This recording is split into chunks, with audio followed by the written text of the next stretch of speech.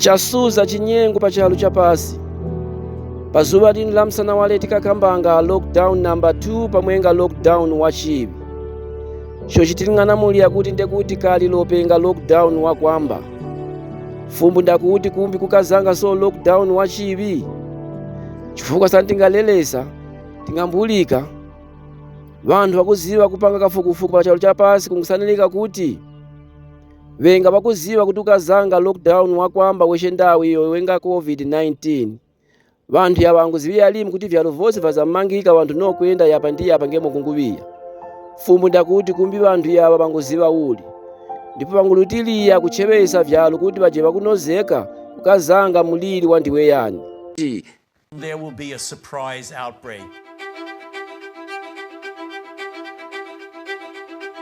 Given, as you heard from the introduction, that I have been around for a while and have had the opportunity and the privilege and the pleasure of serving in 5 administrations, I thought I would bring that perspective to the topic today, is the issue of pandemic preparedness. And if there's one message that I want to leave with you today based on my experience, and you'll see that in a moment, is that there is no question that there will be a challenge to the coming administration in the arena of infectious diseases, both chronic infectious diseases in the sense of already ongoing disease, and we have certainly a large burden of that, but also there will be a surprise outbreak. And I hope by the end of my relatively short presentation, you will understand why history, the history of the last 32 years that I've been the director of NIAID, will tell the next administration that there's no doubt in anyone's mind that they will be faced with the challenges that their predecessors. Ndipo Nyengu yatayandikira kuti matenda yanga ngaweko pachalu cha pasi. Atumika kusatana ngujapasi kukambirana kuonesana kuti kaendesero kake kazije mwakuti uli. Kwenga ukambisana kuti utenga wakutuwa ma-TV uzije mwakuti kufika ku bantu. Kwenga ukambisana kuti kaya kuzije kujala maboda ndi vinyake mwakuvo. Kunali ukambisana zakasekereka kwa maboda. Kunali ukambisana za nyuzi kuti zafalikire bwanji pa dziko lapansi ndipo zizakambidwa bwanji. Kunali ukambisana kuti kuzapezeka anthu ena osusana ndi nkhani ya COVID kuti ndiyaboza. Ndipo kuti anthuwo azapanga nawo chani. Kunali zambirimbiri zokambisana. Of what's looking like it will be a severe pandemic. And there are problems emerging that can only be solved by global business and governments working together. So the policy crisis for the board to consider in this meeting is this: how should national leaders, businesses, and international organizations balance the risk of worsening disease that would be caused by the continued movement of people around the world against the risks of profound economic consequence of travel and trade bans? So what does this board recommend? And remember, as we're thinking about this, that this pandemic is now already 10 times as large as the 2014 West Africa Ebola outbreak and growing exponentially. So, your views. We've got a big dilemma. Ndiyeno meeting ili nkati panali mzimayi wina na yeso pereka suggestion kuti zotseka maboda olo kuchita izi ndi izi zizapweteka anthu kamba kakuti ena nhamapanga survive pa ntchito imene agwira pa tsiku limene lolo. Chifukwa anthu kupeza nkosiyana. Actually talk about that explicitly in a bit, and thank you for raising that. Latoya. In looking at my sector, we know that travel is the basis, and hospitality. Travel and hospitality is the basis of what we do.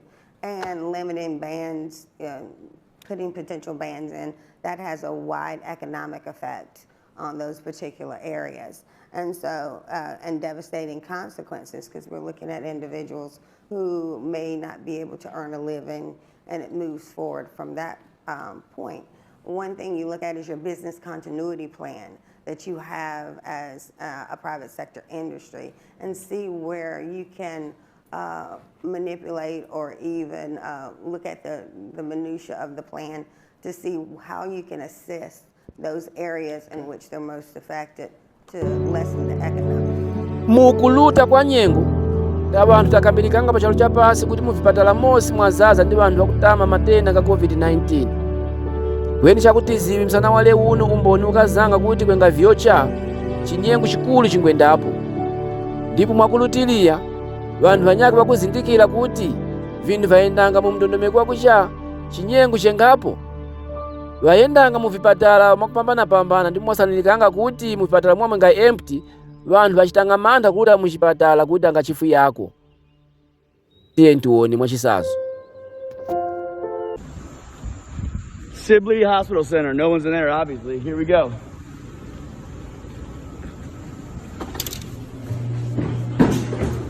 Where's all the sick people? Where's all the COVID patients? Where's all the COVID patients? Where are they? Where's the ICU? Huh? Where's everybody that's sick? We're in a pandemic. Look, it's empty, everybody. It's empty, everybody. It's empty. Security at the front door, like usual, in every hospital in Maryland, D.C., Virginia. Yeah, don't touch me. Don't touch me. Where's all the sick people? Where's all the sick people? Where's the medical pandemic?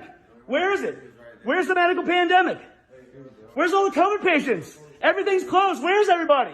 Nobody's here. It's empty. Look at this. The whole hospital corridor is completely empty, everybody. It's empty. Empty. Get out of my face. Empty. It's empty. It's empty. Look at this. Look at this testing center, everybody. What is this bullshit? Air conditioner? Air conditioner. Look at this tent. Big old tent set up. Where is everybody? Medical pandemic, right? Medical pandemic. Security waiting for me. Everywhere I go, security's waiting for me. Huh? Where is everybody? Empty parking lot, empty hospital. This is Sibley Hospital. This is a giant hospital center. It's empty. Ndipo ingu zifika nyengo yakuti COVID wakonda pachalu cha pasi. Vyalu vosi vapasi kwasanikanga kuti kaya munthu wagwira muboma kaya ni dokotala weyose yo wasananga ndi nkhani iyi wasanyanga masuzo. Anyake bakubo baluzanga zinjito. Anyake bakubo baluzanga myoyo yawo. Kwangu zisanilika president wa Tanzania Magufuli wangusana nayo nkhani ya vyoyi kuti chinyengo chilipo soka ndilo moyo wake ukuluta. Kungusanika so president wa Haiti wangusana nayo nkhani ya vyoyi ya COVID-19 yoyengapo kuti chinyengo chilipo soka ndilo naiso wakutaya moyo wake wangubayika. Kwangu zifika so nyengo yakuti kwenga dokotala wakuchuka ukongo wakusambila ukongo pachalu chonse cha pasi Dr. Rashid. Iyo mukupanga mukafukufuku wake nayo wangusani yakuti nkhani yenga ya boza chinyengo chengapo vagwizana ngacha. Mukubanika iyi kuti yonse yo munthu wasonanga nkhani wabayikanga wanguziwa nayo kuti wakafanga. Kweni wanguchizomereza kuti ikwe mamba iyi wabayiki kufuya pa unenesa. Penipo wakambanga kuti asani mwava kuti ini ndafa kaziweni kuti wajibaya cha wajimangiri cha kamba kuti vanhu vakusatana sana wabaya munthu mnyengo zinyaka tachikamba semu kuti wajibaya soka ndilo wangubayika nadi wakufa palivi pachalu cha pasi. That it's possible that they could come for me because I'm very outspoken about it, but if you ever hear that something happened, that I died, I'm not depressed, I didn't commit suicide, I'm telling you right now that we need to stand up and fight. So just remember, if something happens to me, it's because I've been telling the truth and they don't want that truth to continue going out there. But I did not kill myself. I am not depressed. I'm very happy and I am very excited to be alive at this time in human history because this is the sign of the times. All the stuff that is bad is going away and all the truths are coming to light. Sono mabali mwakushuta kufika hapa tiyeni tionesani otikambirani nkhani tayamba nayo pachiyambi kuti kutuza lockdown number 2 kumbi watuza uli chimozi ngemo kwenga kali bantu bachebesanga COVID pafupi kufika wangu banika kuti ukazanga mlili wandiweyani bachebesanga chalu cha pasi ngemo taone pachiyambi kufika pazuwa lino la msana wale so bantu banandi akambakamba nkhani iyi likupeleka soni maumboni ngaki kuti munthazi umuchuta chalo vyakusuza vinandi tikakumananga navo ati mmagalaja mafuta nga za msuza matransport kayendelo network ya za msuza kumbi fumbu ndakuti kumbi bantu yaba bazibauli.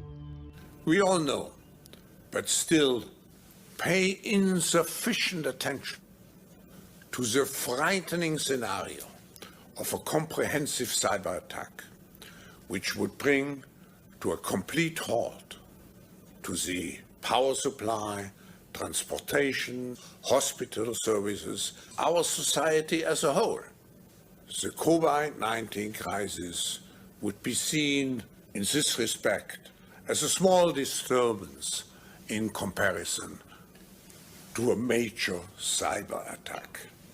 To use the COVID-19 crisis as a timely opportunity to reflect on the lessons the cybersecurity community can draw and improve our preparedness for a potential cyber pandemic.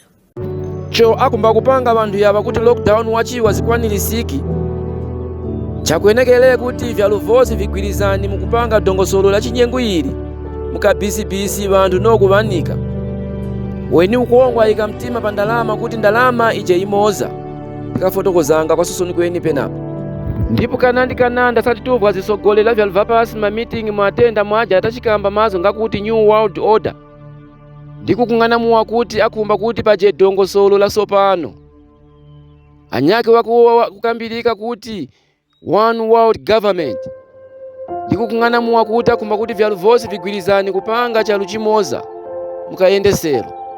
We have before us the opportunity to forge for ourselves and for future generations a new world order, a world where the rule of law, not the law of the jungle, governs the conduct of nations.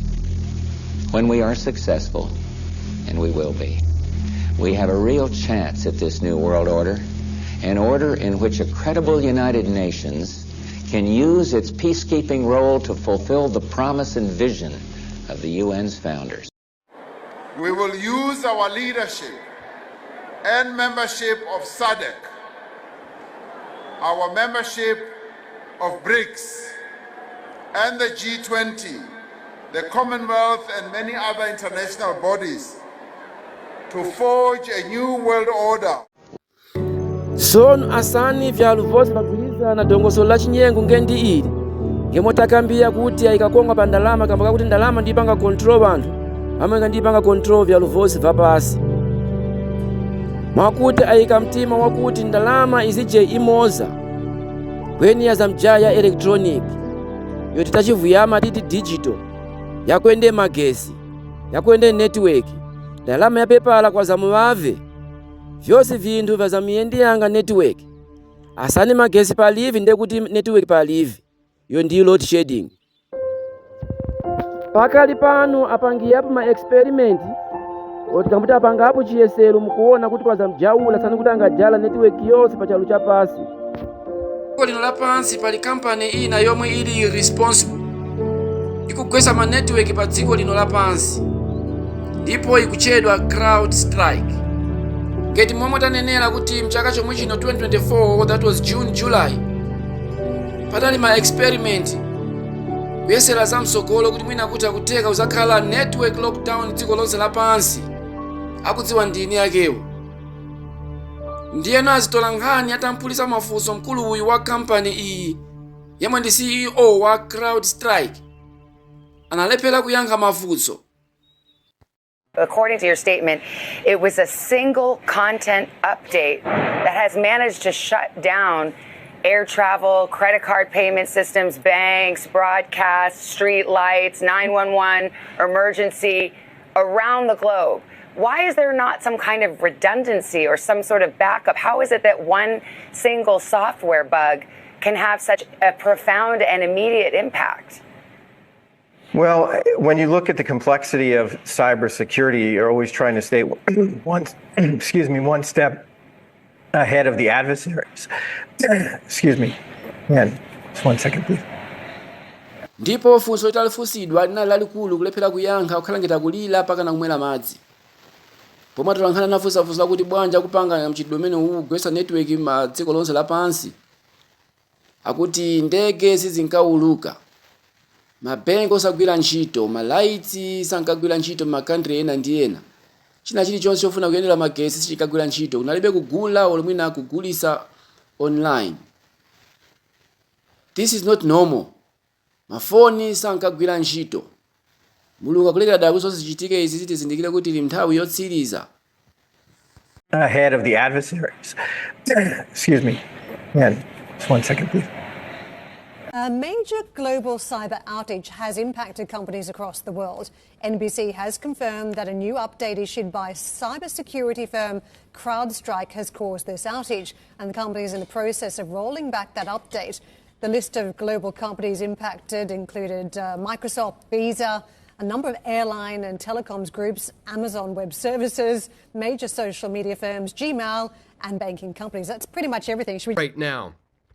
Because apparently one bad CrowdStrike update crashed the world's computers. We're being told the global economy crippled by digital pandemic. Experts fear IT outage, which has grounded planes and closed shops and left the NHS in chaos, is going to last for days. We see here, according to The Atlantic, whoops, the internet broke overnight. Much of the world ground to a halt.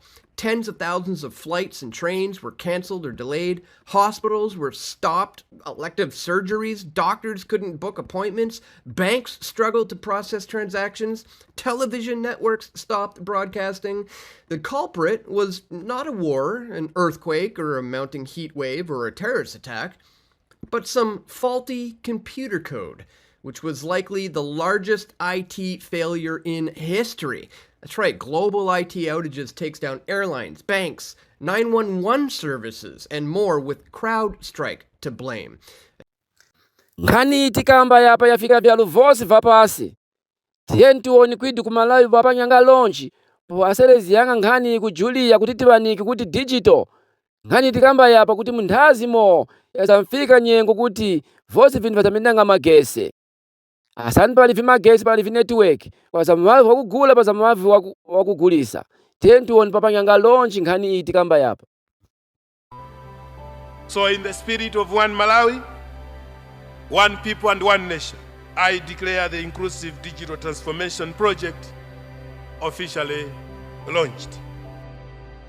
Tuku Malawi. Pano ndili pa game complex kulilongwe pamene galimoto ina iulengeza nkhani yokhuza za ndrama osagwira ndi manja ndi digital. Umboni ndi umenewo galimoto muliona tilimbikitsike kusatenga ndrama ya pepala pamene tapita pa ATM. Tilipire ndithu mabilu athu osiyanasiyana kugwiritsa ntchito ATM. Tilipirenso mafizi kugwiritsa ntchito ATM kapena mpamba kapenanso Airtel Money. Umboni ndi umenewo kutenga ndithu kuchokera kuboma ndafuna ndithu kuti kudzera bale yanga nonse mumve ya Reserve Bank of Malawi. Ndikufuna ndizire inu a evangelist kuti zimene mwakhala mukulalikira umboni ndi umenewo kugwiritsa ntchito ndalama zimene mwamvera. UNDP, in partnership with the government of Malawi, through the flagship Digital ID project, made a substantial contribution towards national efforts to establish an inclusive legal identity. Ndipo yengu zifika nyengu inyaki penga msonghano ukulu pa chalo cha pasi wakumia vyalu vosi vapasi. Wakupangisa msonghano watiti mba WEF, World Economic Forum, economic yokumia nkhani ya ndalama. Ndipo pangu situwa fundi ya kuti akumba kuti keshi imali wenga ukambilana. Ndipo kuma kuti ndalama yayonse ije ya electronic asapanya kugula chinthu uje online upomenga uje ndi phone. Where we are about to, and I'll say this boldly, we're about to abandon the traditional system of money and accounting and introduce a new one. And the new one, the new accounting, is what we call blockchain. It means digital. It means having a almost perfect record of every single transaction that happens in the economy, which will give us far greater clarity over what's going on. It also raises huge dangers in terms of the balance of power between states and citizens. In my opinion, we're going to need a digital constitution of human rights if we're going to have digital money. But kumalunga nyaki panyengo inyaki soyo kwenga so meeting. Ndipo kwenga mafumbo kufumbana. Ndipo kunguzikambirika kuti yose munthu pachalo cha pasi ngokwenekele kuti waje ndi phone. Chifukwa mbula phone palivyo chikayendanga. everybody should have a digital ID, everybody should have a bank account, everybody should have a smartphone. Okay. Then anything can be done. Everything else is built on that. So this economy that is going to be only digital will inevitably lead to slavery.